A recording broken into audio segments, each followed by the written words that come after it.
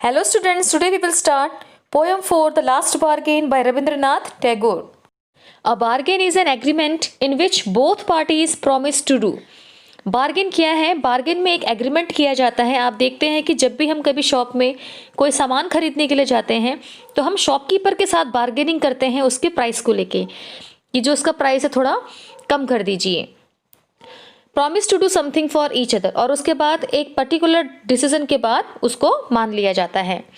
Someone is looking for work, ये poem एक ऐसे आदमी की है जो काम की तलाश में है। Waiting to be hired, hired means है यहाँ पे किसी को कुछ काम देना। वो चाहता है, वो इंतजार कर रहा है कि वो कोई उसे काम दे। He strikes a bargain but thinks it worthless. वो कई बार बार्गेन करता है, बातचीत करने की कोशिश करता है, लेकिन हर बार उसका काम नहीं बन पाता।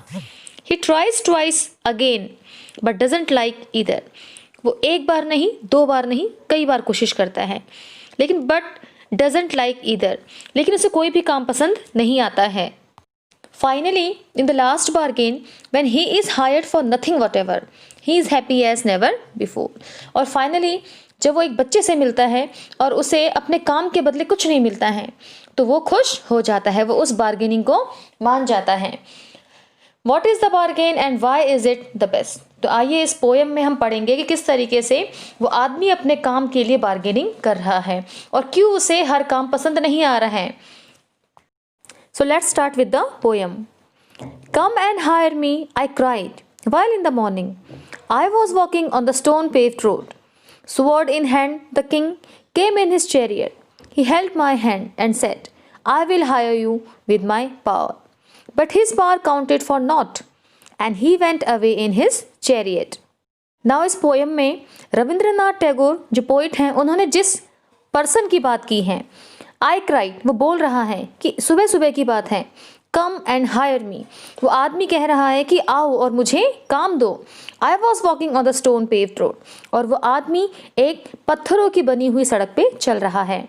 Sword in hand the king came in his chariot, तभी वहां से एक राजा, चैरियट, चैरियट मीन्स रथ, स्वॉर्ड मीन्स तलवार, तभी वहां से एक राजा अपने रथ में और हाथ में तलवार पकड़े आता है। He held my hand and said, I will hire you with my power, और उतने में जो राजा है उसने मेरे हाथ को पकड़ा और क्या कहा, आई विल हायर यू, मैं तुम्हें काम दूंगा, विद माई पावर, मैं अपने पावर से तुम्हें काम दूंगा। But his power counted for not, लेकिन वो पर्सन, वो आदमी ये सोचता है कि वो राजा की जो पावर है उससे मैं खुश नहीं हो सकता हूँ। And he went away in his chariot, और वो राजा को मना कर देता है और उसके बाद राजा वहाँ से चला जाता है। In the heat of the midday, the houses stood with shut doors. I wandered along the crooked lane. An old man came out with his bag of gold. He pondered and said, I will hire you with my money. He weighed his coins one by one, but I turned away. In the heat of the midday. अब दिन का समय था और गर्मी बढ़ गई थी। The houses stood with shut doors, और सारे के सारे घरों के दरवाजे बंद थे। I wandered along the crooked lane. Wandered means होता है घूमना, crooked means होता है टेढ़ा मेढ़ा, lane means गली। I wandered along the crooked lane, और वो जो पर्सन था, जो आदमी था, वो घर की गलियों में, टेढ़ी मेढ़ी गलियों में घूम रहा था। An old man came out with his bag of gold. तभी वहां से एक ओल्ड मैन आया जिसके हाथ में एक गोल्ड का पाउच था, एक बैग था। He pondered and said, उसने सोचा, पॉन्डर मीन्स सोचना, और कहा, I will hire you with my money, मैं अपने पैसों से तुम्हें हायर कर लूंगा, तुम्हें काम दूंगा। He waked his coins one by one, उसने अपने उस गोल्ड पाउच को एक के बाद एक उसमें से गोल्ड कॉइन को काउंट करना शुरू किया। बट आई टर्न्ड अवे, लेकिन उस आदमी ने तब सोचा कि इसके गोल्ड के कॉइन से क्या मुझे खुशी मिल पाएगी। उसने कहा नहीं, तो इसीलिए वो आदमी वहां से चला गया। It was evening. The garden hedge was all flower. The fair maid came out and said, I will hire you with a smile. Her smile paled and melted into tears, and she went back alone into the dark. तभी शाम हो जाती है। The garden hedge was full all a flower. तो जो garden की जो hedge है, हेज मीन्स फेंस, बाड़ा, वो चारों ओर फूलों से भरा हुआ है। जो गार्डन है वो फूलों से भरा हुआ है। The fair made came out and said, तभी वहाँ से एक सुंदर सी लेडी आती है और कहती है, I will hire you with a smile, मैं तुम्हें काम दूंगी अपनी स्माइल से। Her smile paled and melted into tears, and she went back alone into the dark.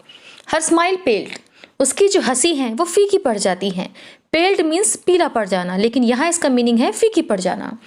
And melted into tears, और जब वो आदमी देखता है कि जो वो उसकी हंसी है वो खोखली है, वो फीकी है, एंड मेल्टेड इनटू टीयर्स, और उसकी उस स्माइल के पीछे आंसू और दुख दर्द छिपे हुए हैं। And she went back alone into the dark, और उसके बाद वो आदमी समझ जाता है कि ज़रूर कुछ ना कुछ बात है, और वो उसके लिए काम करने के लिए मना कर देता है। और तभी she went back alone into the dark, तो जिस तरीके से वो लेडी उसके सामने आई थी वो अंधेरे में फिर से गायब हो जाती है। The sun glistened on the sand and the sea waves broke वेवardly. A child sat playing with shells. He raised his head and seemed to know me and said, I hire you with nothing. From henceforward, that bargain struck in child's play made me a free man. तभी the sun glistened. Glistened means होता है shine, चमकना, सूरज चमक रहा था। On the sand, समुद्र के किनारे रेत पे सूरज चमक रहा था। The sea waves broke waywardly, और समुद्र की जो लहरें हैं वो समुद्र के किनारे की ओर आ रही थी। A child sat playing with shells. तभी वहाँ एक छोटा सा बच्चा शेल्स के साथ, सीपीओ के साथ, शंख के साथ खेल रहा था। He raised his head, तभी उस बच्चे ने अपना सर उठाया। And seemed to know me, और seemed यानी ऐसा लगता था मानो वो मुझे जानता हो। And said, और उसने कहा, I hire you with nothing, मैं तुम्हें काम दूंगा with nothing, लेकिन उसके बदले मैं तुम्हें कुछ नहीं दे सकता। From henceforward that bargain, और बच्चे की उस बात को सुन के, उस बार्गेनिंग को सुन के, struck in child's play, कि उसे क्या करना है, सिर्फ बच्चे के साथ खेलना है, लेकिन उस खेलने के बदले वो बच्चा उसे कुछ नहीं दे सकेगा। Made me a free man, ऐसा सोच के वो उसके साथ खेलने के लिए राजी हो जाता है। क्यों? बिकॉज ऐसा करके वो फ्री रहता। तो इस पोएम के थ्रू रविंद्रनाथ टैगोर ये कहना चाहते थे कि ये कहानी एक ऐसे आदमी की है, एक ऐसे पर्सन की है, a man wouldn't want to lose his freedom, मतलब वो ऐसा काम करना चाहता था कि जिस काम को करके जो उसकी आज़ादी है वो उससे ना छिने। Now your today homework is you have to write down the Hindi meaning of the given words in a rough notebook.